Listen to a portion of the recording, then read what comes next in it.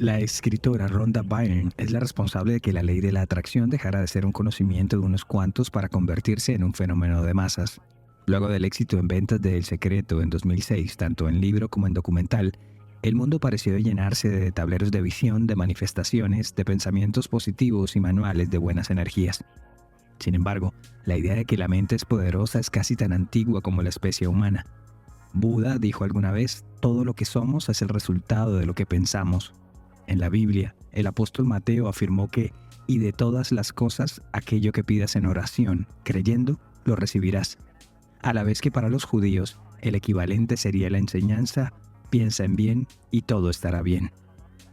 No obstante, la primera vez que se acuñó el término la ley de la atracción fue en 1855 en el libro La Gran Armonía del espiritualista estadounidense Andrew Jackson Davis, que sería la base para que surgieran en el siglo XX el nuevo pensamiento y famosos libros como Piensa y Crece Rico, El poder del pensamiento positivo y Tú puedes sanar tu vida, entre muchos otros. Y aunque no hay ninguna base científica para la ley de la atracción, hay quienes desean tanto una cosa que hacen lo impensado para lograrlo. Yo soy Luis Badel y en este episodio de Crímenes Bizarros hablaremos de Kouri Ritchie, la autora que escribió un libro infantil sobre el duelo, pero para que haya duelo, primero, tiene que haber un muerto. Hola a todos, ¿cómo andan? Espero que muy bien. Les recuerdo que hemos sido nominados a los Latin Podcast Awards y en esta edición hay una categoría que reconoce el voto de los oyentes, así que les voy a dejar el link en la descripción de este episodio para que vayan y me dejen un votico. Nuestras redes sociales son @crímenesbizarros en Instagram, Facebook, TikTok y Twitter. Allí pueden saludar, proponer un tema o hacer cualquier comentario. Y a partir de hoy estaremos leyendo y saludando a algunos de ellos. Justamente uno de sus mensajes nos lo envió Mauro Valdés, quien nos dijo que le hicimos más amena su instancia en el hospital mientras acompañó durante 2 meses a su madre en un tratamiento médico. Y aunque las cosas no salieron como él esperaba, el simple hecho de saber que este podcast le sirvió de compañía durante esos momentos hace que todo lo que hacemos valga la pena. A Mauro y su familia le mandamos un fuerte abrazo y gracias por estar allí. Y a todos ustedes, gracias. Y ahora, a la historia de hoy. Donde quiera que vayas, en quien sea que te conviertas, su amor permanecerá contigo. Estas son las primeras palabras del libro Are You With Me? ¿Estás conmigo? De la autora Kouri D. Ritchie, que busca reconfortar a los más chicos cuando enfrentan la pérdida de un ser querido. Un gesto noble, una necesidad motivada por el dolor e inspirada en su propia tragedia, pues su esposo Eric y padre de sus 3 hijos de 10, 9 y 6 años falleció súbitamente la madrugada del 4 de marzo de 2022, haciendo que sus vidas cambiaran para siempre. Esa noche los chicos se habían ido a dormir, y Eric y Kouri estaban celebrando la venta de una de las casas que Kouri tenía bajo su portafolio en su trabajo de finca raíz. Sin duda, la llegada de una jugosa comisión de ventas era un buen motivo para festejar. Ella se tomó una copa de vino y Eric prefirió un Moscow Mule, ese refrescante cóctel de vodka, cerveza de jengibre y limón que ella misma le preparó. Subieron a la habitación principal, brindaron y charlaron un rato más. Luego, ella se fue a las habitaciones de los chicos, Carter, Ashton y Weston, a ver cómo estaban, y se quedó en la de Weston, el hijo menor, leyéndole cuentos y acompañándola a conciliar el sueño, ya que estaba asustado y con pesadillas. Mientras estaba en ello, también cayó dormida al lado de su pequeño, y a eso de las 3 de la mañana regresó a la habitación matrimonial para terminar su descanso. Al llegar, encontró con horror a Eric, de 39 años, derrumbado a los pies de la cama. Estaba frío al tacto. De inmediato llamó entre lágrimas al 911 y le contó lo sucedido. Eran las 3:22 de la mañana. A los pocos minutos, policías y paramédicos llegaron a la vivienda que compartían en la localidad de Camas, a unos 60 kilómetros de Salt Lake City, en Utah. El personal de emergencia hizo de todo para revivirlo, pero fue en vano, y al filo de las 4 de la mañana lo declararon muerto. Según documentos oficiales de la investigación, el hombre tenía rastros de sangre en su nariz. La autopsia reveló que Eric había muerto de sobredosis, una verdadera sorpresa para todos sus familiares y allegados. Pero el informe de toxicología daba cuenta que el empresario tenía en su organismo 5 veces la cantidad legal de fentanilo, un poderoso analgésico opioide de esos famosos painkillers usado en pacientes con enfermedades terminales. Con su nueva realidad y con la ausencia del hombre de familia, Curry Richins y sus 3 hijos trataron de continuar sus vidas como podían. Eran charlas interminables en las que los pequeños preguntaban por su padre, recordaban los paseos por el bosque, las jornadas de pesca y caza, y hasta las veces en las que Eric servía de entrenador de los equipos de fútbol y baloncesto de su colegio. Pero si el duelo es difícil durante la adultez, en la infancia es un sentimiento que no solo mezcla dolor, sino que también tiene visos de rabia, miedo, decepción y abandono. La pregunta que más repetían era por qué su papá se había ido y los había dejado, y si era verdad que siempre los iba a acompañar. Curry estaba haciendo todo lo posible para aliviarles ese dolor en el alma. Entonces, esas charlas se tornaron una suerte de talleres, donde los recuerdos de unos y otros se convertían en enseñanzas y poco a poco se fueron plasmando en un papel. Así fue que nació el libro Are You With Me?, una bitácora de viaje para superar el dolor de una forma amable y consciente que parecía estar funcionando en sus pequeños, y en un deseo altruista, lo editó y lo puso a la venta para aquellos que estuvieran viviendo una situación similar. So my husband passed away unexpectedly last year. You know, my kids and I wrote this book on the different emotions and grieving processes that we've experienced. Mi esposo falleció de forma repentina. Mis hijos y yo casi que escribimos este libro en conjunto, desde las emociones y el duelo que estábamos viviendo, con la idea de que esto le pueda ayudar a otros niños, a otras personas que están enfrentando lo mismo, y para que puedan encontrar la felicidad de alguna forma. Esto dijo Curry en el programa Good Things Utah del canal local ABC el pasado 6 de abril. Es que qué más noble puede haber que tratar de ayudar a los más chicos a transitar el dolor. Las mismas presentadoras del matinal así se lo reconocieron. You are an amazing woman and mom, and we thank you for being vulnerable and sharing this and touching the lives of others. Eres una mujer maravillosa, una gran madre, y te agradecemos por ser vulnerable y compartir esto y tocar el corazón de tantas personas. Sin embargo, los hechos estaban bastante lejos de ser una historia inspiradora. El 8 de mayo de 2023, un mes después de haber publicado su libro, Curry Durden Richins, de 32 años, fue arrestada acusada de haber asesinado a su esposo, el mismo a quien le dedicó su ópera prima y a quien apenas días atrás había rendido homenaje en su página de Facebook, con un emotivo video hecho con las fotos de sus viajes, sus 3 hijos y los mejores momentos de sus casi 10 años de matrimonio. De puertas para afuera, parecían una familia ejemplar, exitosa si se quiere. Eric era dueño de una empresa de carpintería con cierto prestigio local, mientras que Curry era propietaria de su propia firma de finca raíz, con la que compraba casas, remodelaba y luego vendía a un precio mayor. Vivían en un buen sector, en una casa inmensa, rodeada de campos verdes, y siempre se les veía en las actividades de sus 3 pequeños hijos. Viajaban cada tanto afuera del estado por las actividades deportivas de los chicos y se iban en familia a vacaciones a Los Cabos, en México. Pero el arresto de Curry Richins no fue producto del azar, sino de una juiciosa investigación que arrancó el día después de la muerte de Eric, cuando Katie, la hermana de este, les dijo a los detectives una frase que su fallecido hermano les había compartido recientemente. Si algo malo me llega a pasar, miren hacia Curry. Y lo que llamó la atención de los investigadores es que dicha afirmación no se remitió a una conversación a la ligera.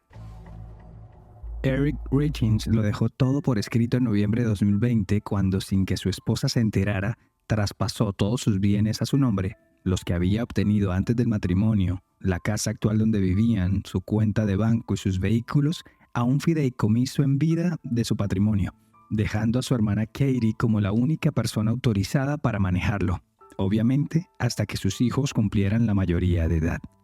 Pero no solo eso, también aclaró cuándo su hermana podía hacer uso de sus bienes, como si ya hubiese previsto todo lo que podría pasar.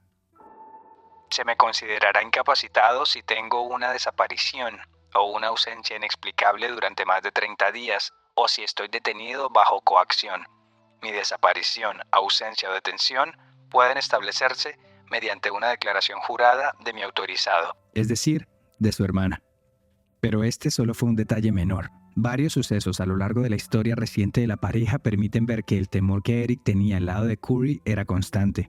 Y esa causa de muerte, esa sobredosis en un hombre atlético, deportista, de vida relajada y sin vicios, simplemente hizo que todas las investigaciones apuntaran hacia su esposa.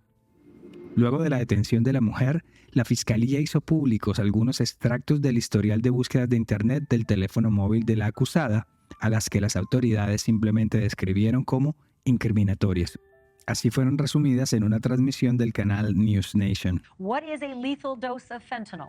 Can cops force you to do a lie detector test? Luxury prisons for the rich. Una de las más llamativas fue ¿Cuánto es una dosis letal de fentanilo? y otras que además de incriminatorias tienen un alto contenido de torpeza y hasta de ingenuidad. ¿Puede la policía obligarte a pasar por el detector de mentiras?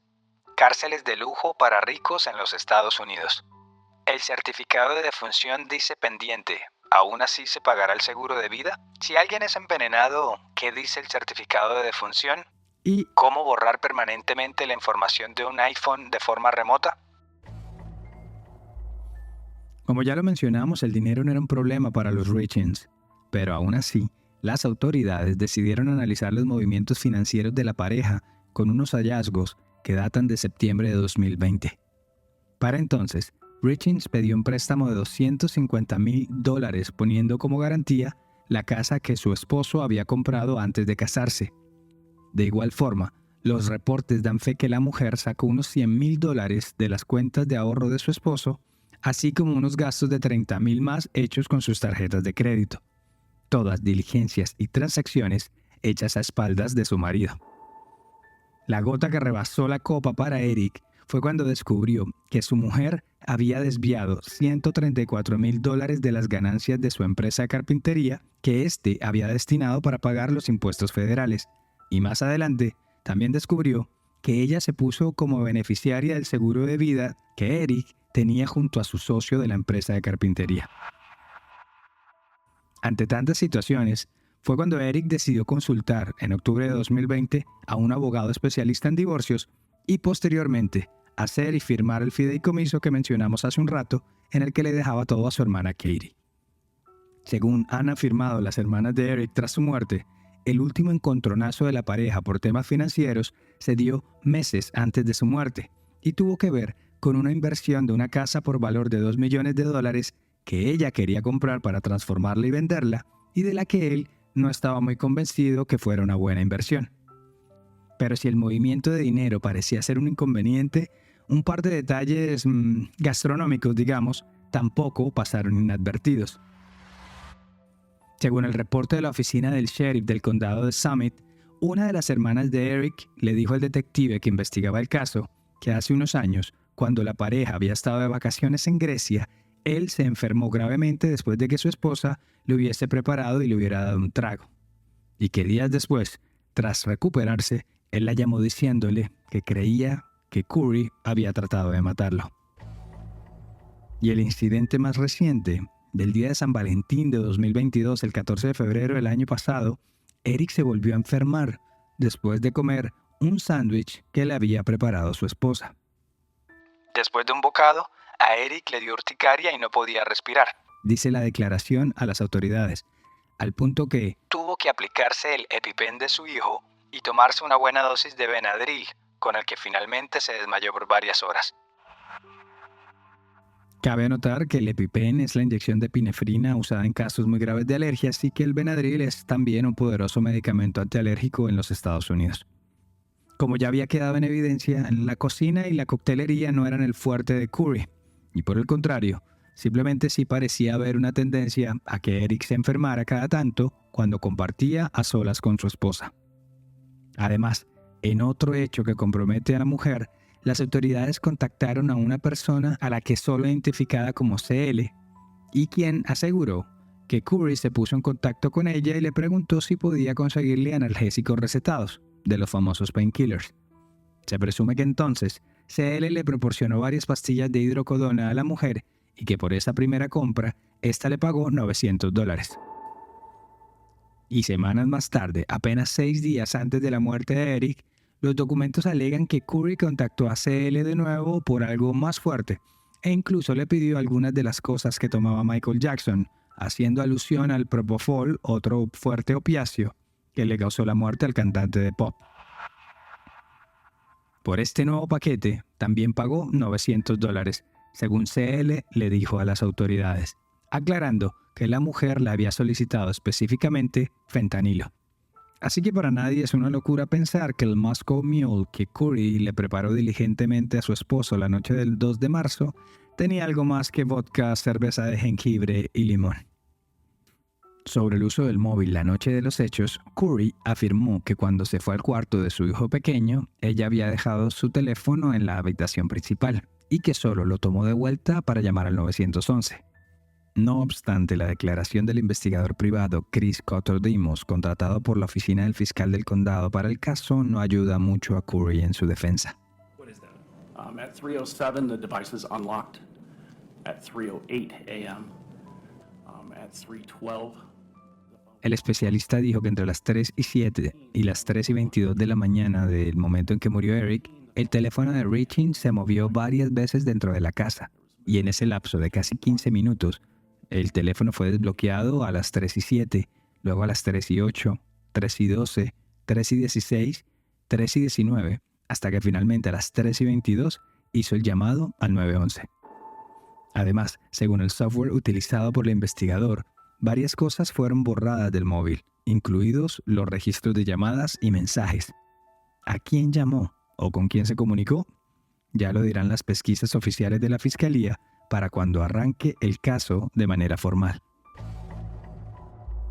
Esto dijo Greg Skordas, vocero de la familia Richings, al final de la audiencia inicial del caso. They heard the defense arguments and they heard the defense cross-examination and they know that this is going to be a long battle before we get to trial and they're up for it. They're ready for it. La familia escuchó los argumentos de la defensa, la doble examinación de las pruebas y saben que va a ser una larga batalla antes de llegar a juicio. Y están dispuestos a ellos. Están preparados para dar esa batalla. La mujer ha negado todas las acusaciones desde el principio e incluso su defensa ha tratado de mostrar que Eric tenía un estilo de vida en el que el consumo de cannabis y alcohol era habitual, así como que tenía cierta adicción a los opiáceos por cuenta de ciertas lesiones físicas que había tenido. Sin embargo, esa versión de Eric riñe completamente con la de sus hermanas, su padre y su socio. Antes, por el contrario, lo ubican en el otro extremo de la ecuación, que era un hombre al que le gustaba el deporte, las actividades físicas y al aire libre. En el transcurso del caso, las autoridades han podido comprobar algunos sucesos que simplemente no dejan bien parada a Curry. Es decir, algunos de ellos que no son ilegales, pero chocan con lo que diría el sentido común de alguien que está de luto. Por ejemplo, según documentos de la corte obtenidos por el diario Salt Lake Tribune y de los cuales publicó varios extractos en su edición del pasado 10 de mayo, en la mañana del día siguiente de la muerte de su esposo, Curry cerró la venta de la casa, esa la de los $2 millones que Eric no consideraba una buena inversión, y en horas de la tarde invitó a varios de sus amigos a una fiesta en su misma casa, en la que estuvieron bebiendo y celebrando, en el más fiel estilo del adagio ese del show tiene que continuar. Pero antes de la fiesta, Curry se enteró de la existencia del fideicomiso y eso le habría tomado por sorpresa. Así lo recordó Amy, una de las hermanas de Eric, en la corte. Le dije que no podía echarme de la casa de mi hermano. Mi hermana ahora era la ejecutora del fideicomiso y la herencia de Eric. Corey looked at me with pure hatred and rage. I was messing up her plan. I was getting in her way. And because of that, she attacked me. Curry me miró con puro odio y rabia. Estaba estropeando su plan. Me estaba interponiendo en su camino y por eso me atacó. Me golpeó en la cara y en el cuello varias veces. Fueron necesarias 4 personas para quitármela de encima. Pero el caso no pasó a mayores, al menos en el plano físico. Un año después de ese incidente y ya desde la cárcel, Curry les ha puesto sendas demandas a sus excuñadas Katie y Amy Richings para intentar retomar el control sobre el patrimonio de Eric. Pero a ver, no es que Curry se haya quedado en la calle. Por ejemplo, en vez de tarjetas y flores, les pidió a sus amistades donaciones en efectivo para que le ayudaran con las honras fúnebres de su marido. Y hasta organizó un torneo de golf en honor a este con costos de inscripción y que se llevó a cabo cuando se celebrarían los 40 años del fallecido. Según afirmó en la corte la analista forense financiera Brooke Carrington, la mujer ha recibido $1.3 millones en pólizas de seguro de vida luego de la muerte de su esposo. pero da la sensación a que ella aspira a mucho más que eso. Por ejemplo, se supo que al menos 4 diferentes productoras y compañías de televisión han estado coqueteándole para realizar un documental sobre su caso, lo que también le representaría una buena suma de dinero. Al punto que la oficina del fiscal del distrito del condado de Summit le pidió al juez del caso, Richard Morasic, una orden de mordaza para prohibirle a ella o a cualquier involucrado en el caso hablar con los medios de comunicación o con compañías externas. La más reciente novedad del caso es que el pasado 12 de junio de 2023, el juez Morasic le negó la posibilidad de libertad condicional por fianza a Curry Richins y por lo pronto, la viuda y mayor sospechosa seguirá tras las rejas. There was no fentanyl or traces of fentanyl found in the home anywhere. And I think that's significant. El Estado no ha proporcionado evidencia de que hubiera fentanilo en el hogar, en ningún lado, y creo que eso es significante. Tampoco han aportado pruebas de que Curry haya dado el fentanilo en cuestión a su marido, dijo Sky Lázaro, la abogada de la mujer, en medio de la diligencia. Y sobre las búsquedas en Internet de su clienta, la defensora agregó que el historial de búsqueda es simplemente una respuesta a lo que estaba sucediendo con la investigación, no una prueba de culpabilidad, como lo afirma el Estado. Pero para el juez Morasic, las evidencias tienen bastante peso. But the circumstances of this case weigh soundly against granting pretrial release of any kind. These circumstances constitute clear and convincing evidence that defendant would pose a substantial danger to the community if released on bail. Las circunstancias de este caso pesan sólidamente en contra de conceder algún tipo de prisión preventiva. De hecho, constituyen una prueba clara y convincente de que el demandado supondría un riesgo sustancial de peligro para la comunidad. Y en medio de adultos peleando por dinero, como víctimas silentes de toda esta situación, están los 3 hijos de la pareja y cuya suerte está en vilo. Con su padre fallecido y su madre en prisión, depende de los argumentos de los familiares de cada uno de sus progenitores para que las autoridades tomen una decisión definitiva en cuanto a su tenencia. Por lo pronto, continúan al cuidado de sus tías maternas y de su abuelo, quienes ahora tienen que sortear todas las preguntas de los chicos, que desde su inocencia y sus edades puedan llegar a tener sobre la ausencia de sus padres, el futuro y la vida misma. En el libro que escribió su madre, por ejemplo, el protagonista se pregunta si su papá, que ha muerto, se da cuenta de los goles que él anotó en un partido de fútbol, o si se dará cuenta de los nervios que tendrá el primer día de clases, o de cuáles son los regalos que encontró debajo del árbol de Navidad. Sí, estoy contigo. Responde una figura paterna vestida con alas de ángel y con una gorra de camionero que resembla mucho la forma de vestir de Eric. La figura luego agrega: estoy contigo cuando marcaste ese gol. Estoy contigo cuando caminas por los pasillos de la escuela. Estoy aquí y estamos juntos. Siempre lo estaremos. Ese concepto es el que repitió Curry Richins en todas sus entrevistas. He's, here for birthdays and he's here for Christmas and it's just comforting to them to know that, they're not living this life alone. Like Dad is still here, it's just in a different way. Está acá para los cumpleaños, para Navidad. Siempre será reconfortante para los niños saber que no estarán viviendo su vida solos. Papá aún está acá, pero solo que de una manera diferente. Pero también estará el recuerdo para ellos de que todo apunta a que fue su propia mamá la que los privó de crecer con su padre a su lado. Gracias por llegar al final de esta edición de Crímenes Bizarros, un podcast de Iguana Media. El episodio de hoy fue escrito y producido por mí, Luis Badel. Y ya saben, si quieren proponer un tema o simplemente saludar, lo pueden hacer en @crímenesbizarros en Instagram, Facebook y TikTok. Siempre será bueno saber de ustedes. Nos escuchamos a la próxima. Para mayor información sobre el tema de hoy, visita iguanamedia.net.